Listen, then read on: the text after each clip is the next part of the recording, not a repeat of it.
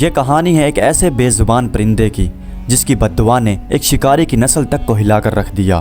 یہ کہانی ہے ایک ایسے شکاری کی جس نے محبت کو قید کیا اور بدلے میں اپنی تقدیر کو۔ خلافت کے دور کی بات ہے جب بغداد شہر کی گلیوں میں دنیا بھر کے تاجر اور ہنرمند بسیرا کیے ہوئے تھے۔ اسی شہر سے کچھ فاصلے پر کھجوروں کے باغات کے پیچھے ایک چھوٹا سا گاؤں تھا جہاں شمشیر خان نام کا ایک مشہور شکاری تھا۔ اس کا نشانہ اتنا پکا تھا کہ اڑتے ہوئے باز کے پنجے سے شکار کو چھین لے، مگر افسوس اس کا دل اس کے تیر سے بھی زیادہ سخت تھا۔ اسے جانوروں کی چیخوں میں درد نہیں بلکہ سکوں کی کھنکار سنائی دیتی تھی۔ وہ اکثر کہتا تھا کہ یہ مخلوق ہمارے فائدے کے لیے ہی پیدا کی گئی ہے۔ بغداد کے مرکزی بازار میں ایک شاندار حویلی تھی جو حاجی عبد المالک کی تھی۔ وہ ایک نہایت شوقین اور مالدار تاجر تھا۔ وہ نایاب پرندوں کے بدلے میں سونے کے سکے تک دینے کے لیے تیار رہتا تھا۔ ایک شام جب سورج مغرب میں غروب ہو رہا تھا اور مساجد سے مغرب کی اذان گونج رہی تھی، شمشیر خان خالی ہاتھ جنگل سے واپس لوٹ رہا تھا۔ وہ نہایت غصے میں تھا کیونکہ دن بھر محنت کرنے کے باوجود بھی اسے کوئی اچھا شکار ہاتھ نہیں لگا تھا۔ تبھی اس کی نظر ایک پانی کے چشمے کے قریب کھڑے ہوئے درخت پر پڑی اور اس کی آنکھیں چمک اٹھیں کیونکہ درخت کی ایک شاخ پر بلبل کا ایک خوبصورت جوڑا بیٹھا تھا۔ لیکن یہ کوئی عام پرندے نہیں تھے۔ نر کے پروں میں فیروزہ جیسی چمک تھی اور گردن میں سنہری القطا۔ اسے پرندہ نور کہا جاتا تھا۔ وہ دونوں پرندے آپس میں کھیل رہے تھے اور وہ منظر اتنا حسین تھا کہ کوئی بھی پتھر دل پگھل جاتا۔ لیکن شمشیر خان کے کانوں میں صرف سونے کے سکوں کی کھنک گونج رہی تھی۔ اس نے فوراً اپنا باریک ریشمی جال نکالا تاکہ پرندے کے پر خراب نہ ہوں۔ اس نے رحم کی وجہ سے نہیں بلکہ اس لیے کہ کہیں پرندے کی قیمت کم نہ ہو جائے۔ جیسے ہی نر پرندہ زمین پر انار کے دانے گرے ہوئے اٹھانے کے لیے آیا، شمشیر خان نے بجلی کی ایسی تیزی کے ساتھ جال پھینکا اور وہ پرندہ اس جال میں قید ہو گیا۔ وہ پھڑپھڑایا اور چیخا مگر جال بہت سخت تھا۔ درخت کے اوپر بیٹھے ہوئی مادہ نے جب اپنے نر کو قید دیکھا تو وہ چلانے لگی اور شمشیر خان کے سر پر منڈلانے لگی۔ اس کی آواز میں ایسی فریاد تھی جیسے کوئی بیوی اپنے شوہر کی جان کی بھیک مانگ رہی ہو، مگر شمشیر خان نے ایک بار بھی اوپر نہیں دیکھا۔ اس نے بے رحمی کے ساتھ پرندے کے پاؤں باندھے اور تھیلے میں ڈال لیا اور وہ مسکرا کر بولا، آج تو قسمت جاگ گئی۔ حاجی عبد المالک کم از کم اس کے 20 دینار دے گا۔ وہ تیزی سے گھر کی طرف روانہ ہو گیا، لیکن اس نے ایک چیز نظر انداز کر دی۔ وہ مادہ بلبل اس کے پیچھے اڑ رہی تھی، اس کے پیچھے فریاد کرتی ہوئی آ رہی تھی، مگر اب اس کی آواز کوئی چیخ نہیں تھی بلکہ ایک گہری خاموش بددعا تھی۔ جب وہ گھر پہنچا تو رات ہو چکی تھی۔ اس کی بیوی رقیہ نے دروازہ کھولا۔ وہ نہایت نرم دل خاتون تھی۔ وہ امید سے تھی اور اللہ سے نیک اولاد کی دعا مانگا کرتی تھی۔ شمشیر خان نے جیسے ہی تھیلے کو زمین پر رکھا تو رقیہ خاتون کی نظر اس مادہ بلبل پر پڑی جو دیوار پر بیٹھی خاموشی کے ساتھ اس تھیلے کی طرف دیکھ رہی تھی۔ اس کا دل کانپ اٹھا۔ شمشیر، آپ کیا لائے ہیں؟ اس مادہ پرندے کی آواز میں تو ایک ماں جیسا درد ہے۔ شمشیر مسکرا کر بولا، ارے یہ پرندے روتے نہیں، کل صبح میں اسے حاجی عبد المالک کے حوالے کر دوں گا اور ہم مالا مال ہو جائیں گے۔ رقیہ نے شمشیر کو سمجھایا، کسی بے زبان کی بددعا نہ لو، کسی بے زبان کی بددعا ہمارے آنے والی اولاد پر بھاری نہ پڑ جائے۔ مگر شمشیر خان نے بات کو ٹال دیا۔ اس رات ایک عجیب واقعہ ہوا۔ قید پرندے نے پوری رات دانہ پانی نہ چگا اور مادہ پوری رات سردی میں دیوار پر بیٹھی رہی جیسے کسی فیصلے کا انتظار ہو۔ رقیہ اچانک سے اٹھ بیٹھی اور بولی، میں نے ایک خواب دیکھا جیسے ہمارے آنگن میں ایک درخت تھا اور آسمان سے ایک بڑا سا پنجہ آیا جس نے اسے اکھیڑ دیا۔ وہ درخت چیخ رہا تھا، شمشیر، اس پرندے کو آزاد کر دو، وہ کوئی عام پرندہ نہیں۔ لیکن شمشیر جھنجھلا کر بولا، عورتوں کا دماغ انہی خوابوں اور وہموں میں الجھا رہتا ہے۔ ایک بار صبح ہونے دے، جب 25 دینار گھر میں آئیں گے تو تیرا یہ خواب بھی ہرا بھرا ہو جائے گا۔ وہ کروٹ بدل کر لیٹ گیا، مگر دیوار پر بیٹھی اس مادہ بلبل کی آہ ہتھوڑے کی طرح اس کے کانوں میں بجتی رہی۔ وہ ساری رات کشمکش میں رہا۔ کبھی دل کہتا کہ تھیلے کا منہ کھول دے، لیکن کبھی لالچ کا سانپ اس کے دل پر پھن پھلا کر بیٹھ جاتا۔ صبح کی پہلی کرن جب بغداد کے میناروں پر پڑی تو شہر جاگ اٹھا، مگر شمشیر خان کے گھر کے باہر منظر کچھ اور تھا۔ اتنی سخت سردی کے باوجود بھی وہ مادہ بلبل دیوار پر بیٹھی تھی۔ اس کے پر اوس سے بھیگ چکے تھے، وہ کانپ رہی تھی اور اس کی نظر اس بند دروازے پر تھی۔ جب شمشیر خان نے دروازہ کھولا اور وہ پرندے والا تھیلا اپنے کندھے پر لٹکایا تو اس مادہ بلبل نے ایک کمزور چیخ ماری اور اڑنے کی کوشش کی، مگر کمزوری کی وجہ سے وہ زمین پر گر پڑی۔ رقیہ خاتون جو پیچھے کھڑی دیکھ رہی تھی، یہ منظر دیکھ کر اس کا دل کانپ گیا۔ وہ نم آنکھوں سے بولی، شمشیر خان، خدا کے لیے رک جاؤ، کیا ہمارا رزق اتنا تنگ ہو گیا ہے کہ ہم کسی کی جدائی بیچ کر اپنا پیٹ بھریں؟ مجھے ڈر لگ رہا ہے، میں نے رات بھر ٹوٹے ہوئے چولہے اور ویرانی کے خواب دیکھے ہیں۔ مگر شمشیر خان نے رقیہ کی بات کو ٹال دیا اور شہر کی طرف چل پڑا۔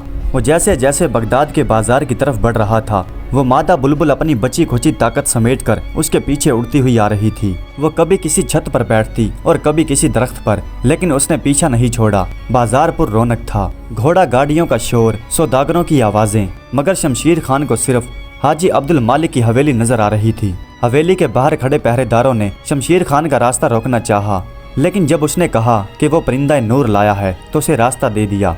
अंदर का मंजर जन्नत जैसा था। फव्वारों का ठंडा पानी, रंग बिरंगे कालीन और ढेर सारे पिंजरों में मुख्तलिफ किस्मों के खूबसूरत परिंदे। हाजी अब्दुल मालिक अपने तख्त जैसी कुर्सी पर बैठा अंगूर खा रहा था। शमशीर खान ने उसके सामने जाकर वो थैला खोला और वो नायाब परिंदा बुलबुल निकाला। परिंदे की गर्दन में सुनहरा हल्का यूं चमक रहा था जैसे वो सोना हो।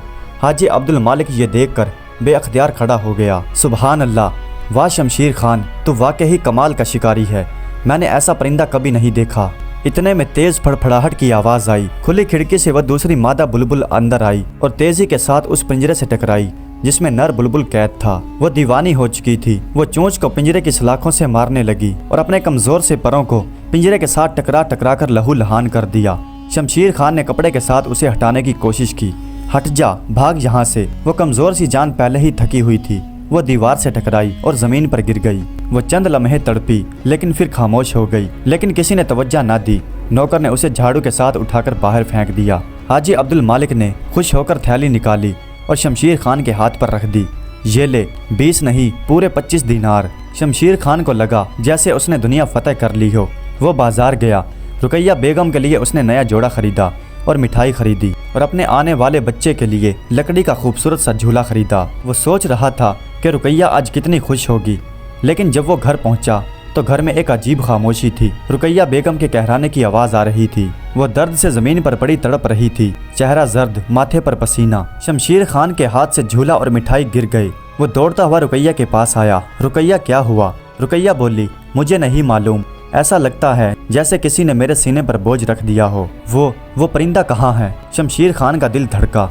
वो झूठ बोलना चाहता था लेकिन आवाज गले में अटक गई। अचानक आंगन में तेज हवा चली। दरवाजा जोर जोर से हिलने लगा।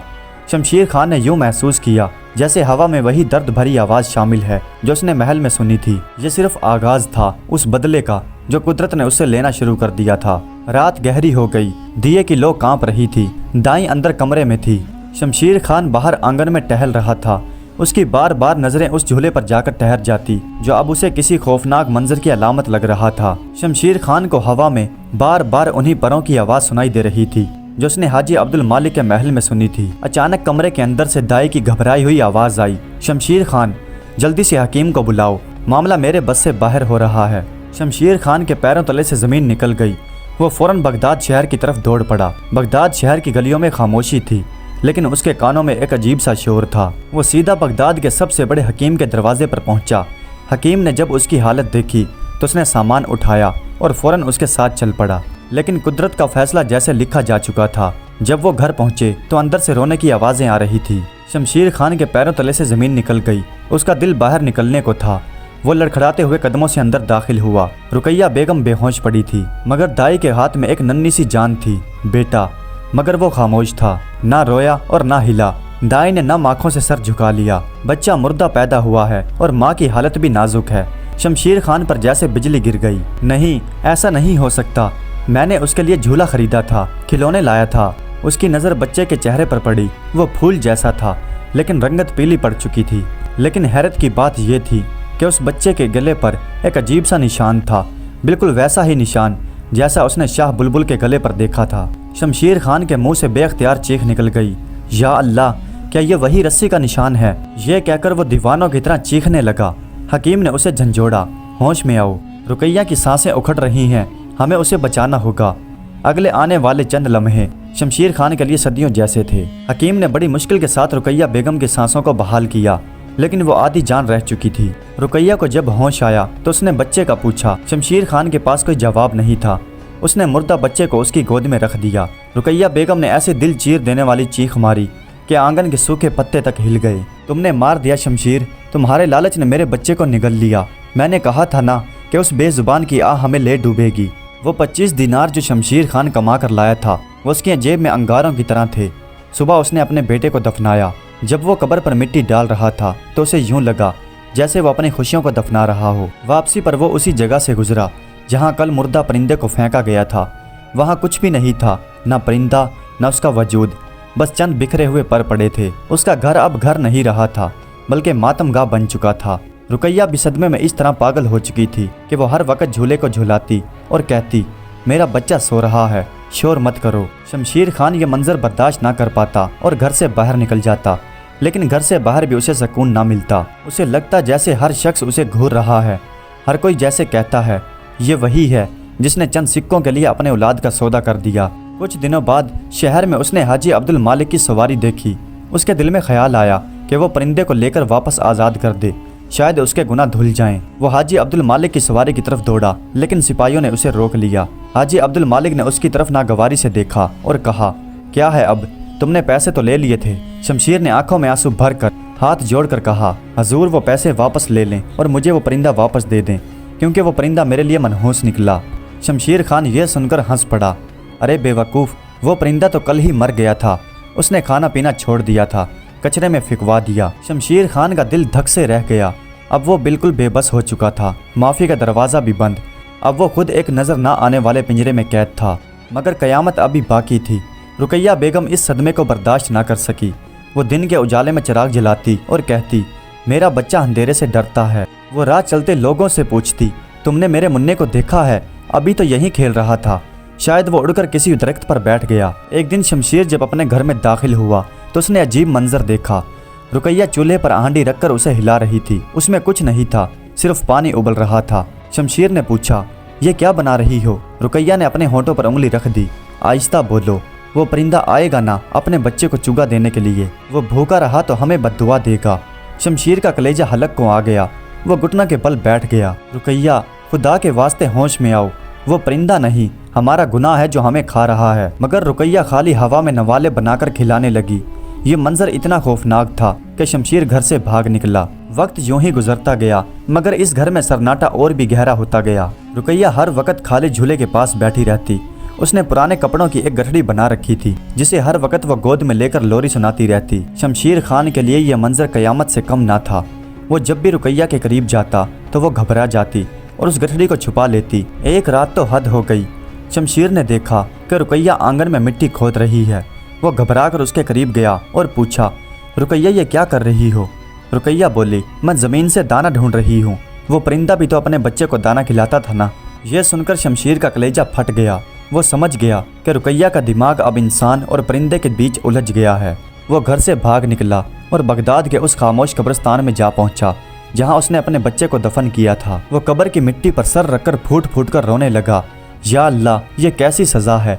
मेरी बीवी जिंदा लाश बन गई है और मैं मुजरिम, मुझे मौत क्यों नहीं आ जाती। उसी दौरान किसी के खांसने की आवाज़ आई। शमशीर खान ने पलट कर देखा। उसी कब्रिस्तान में एक दरख्त के नीचे एक बुजुर्ग बैठे हुए थे।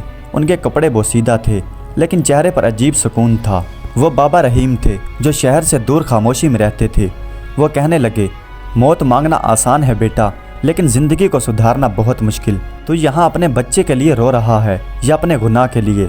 शमशीर उनके कदमों में गिर पड़ा और कहा, बाबा, मैंने हंसता खेलता घर उजाड़ दिया और बदले में बेजुबान की आह ली। मेरी बीवी पागल हो गई, मेरा बेटा मर गया, अब मैं क्या करूं? बाबा रहीम ने उसके सर पर शफकत से हाथ रखा और कहा, तेरा तीर जिस्म को जख्मी करता था, लेकिन तेरा लालच रूह को मार गया। याद रख, खून का दाग पानी से धुल सकता है, लेकिन बद्दुआ का दाग आंसुओं और खिदमत से धुलता है। शमशीर ने कहा, मैं तैयार हूँ बाबा। बाबा ने कहा, जान लेने से कुछ नहीं होगा, जान बचाने से होगा।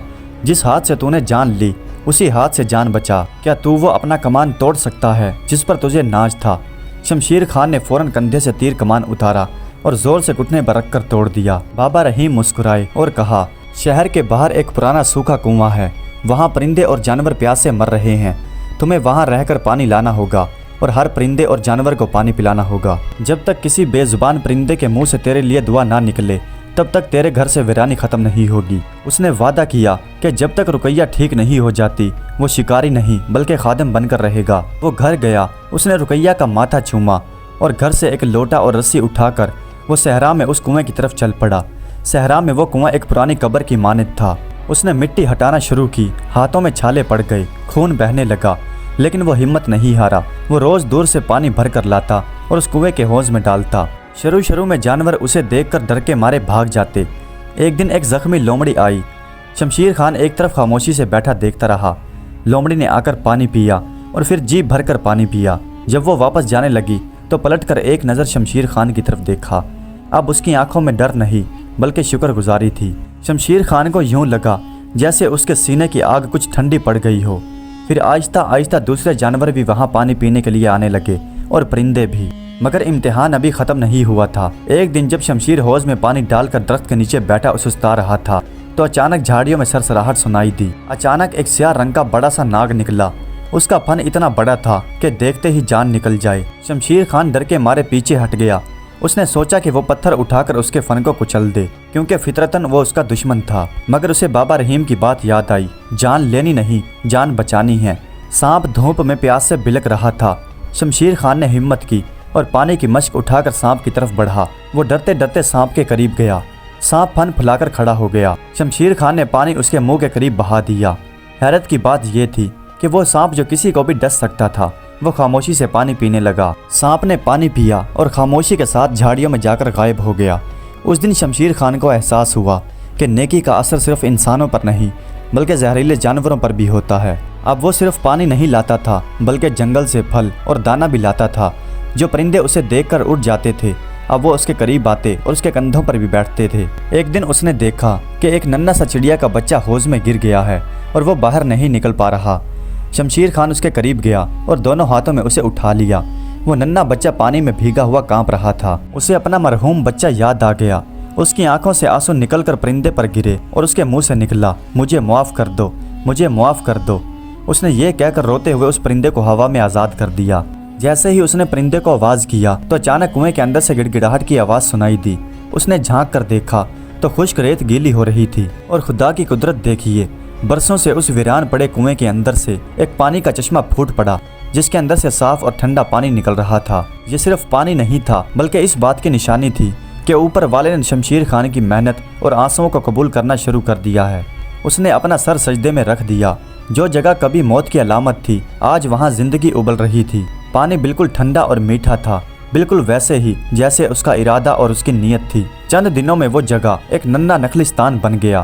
جہاں پانی ہوتا ہے وہاں زندگی خود بخود آ جاتی ہے۔ اب وہاں مسافر بھی رکنے لگے تھے۔ شمشیر خان سب کو پانی پلاتا اور بدلے میں صرف ان سے دعا مانگتا۔ اس کے بال بڑھ گئے تھے، کپڑے پھٹ چکے تھے، رنگ سانولا پڑ گیا تھا، لیکن چہرے پر ایک عجیب سا سکون رہتا تھا۔ ایک شام جب وہ کنویں کے قریب پرندوں کو دانہ ڈال رہا تھا، بابا رحیم اس کے قریب آئے اور کندھے پر ہاتھ رکھا۔